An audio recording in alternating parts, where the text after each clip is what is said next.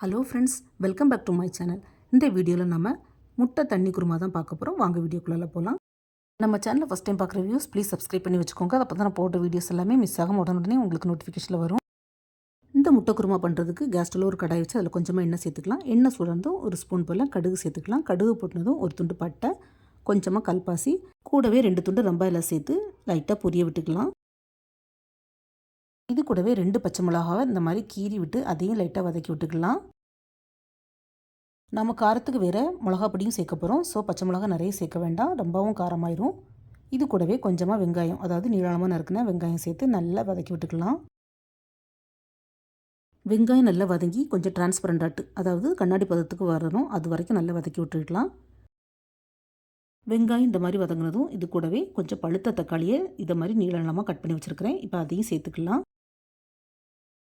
நறுக்கின தக்காளியும் சேர்த்து நல்லா வதக்கி விட்டுக்கலாம். இந்த முட்டை குருமா பார்த்திங்கன்னா பேசிக் இன்க்ரீடியன்ஸ், அதாவது நார்மலான இன்க்ரீடியன்ஸ் வச்சு சூப்பராக பண்ணிடலாம். ஸோ எல்லாருமே ட்ரை பண்ணலாம் இதை. தக்காளி வெங்காயம் நல்லா வதங்கினதும் அது கூட கொஞ்சமாக இஞ்சி பூண்டு பேஸ்ட்டு சேர்த்து அதையும் நல்லா வதக்கி விட்டுக்கலாம். கூடவே இதுக்கு தேவையான உப்பு, கொஞ்சமாக மஞ்சப்பொடி, கொஞ்சமாக காஷ்மீரி மிளகாத்தூள். இது ஜஸ்ட்டு கலர் கொடுக்கும், பட் காரம் சுத்தமாக இருக்காது. அதுக்கப்புறமா கொஞ்சமாக தனி மிளகாத்தூள், அப்புறம் 1 ஸ்பூன் போல் தனியாத்தூள், அதாவது மல்லித்தூள் சேர்த்து நல்லா மிக்ஸ் பண்ணி விட்டுக்கலாம். நாம் சேர்த்து அந்த மசாலாவோட பச்சை வாசனை எல்லாம் போகணும், அது வரைக்கும் நல்லா வதக்கி விடணும்.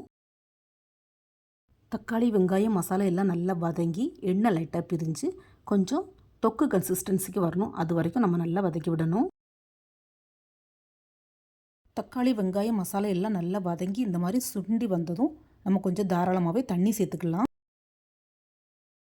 நாம் இன்றைக்கி பண்ணுறது முட்டை தண்ணி குருமா. ஸோ இந்த சால்னா பார்த்திங்கன்னா ரொம்ப ரிச்சாக இல்லாமல் கொஞ்சம் ஃப்ளாட்டாக மைல்டாக தான் இருக்கும்.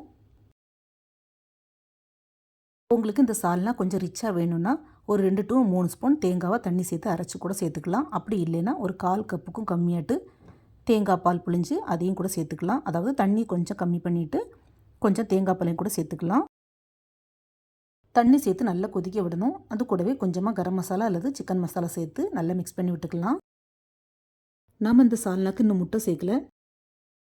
இந்த முட்டை தண்ணி குருமாவை பொறுத்தவரையிலையும் முட்டை லாஸ்ட்டில் தான் ஆட் பண்ணணும்.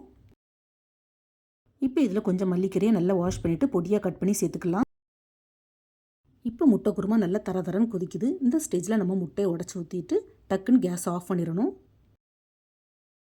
அதே மாதிரி கிரேவியில் முட்டையை உடச்சி ஊற்றுனதுமே கரண்டி போட்டு டக்குன்னு இந்த மாதிரி கிளறி விட்டுறணும்.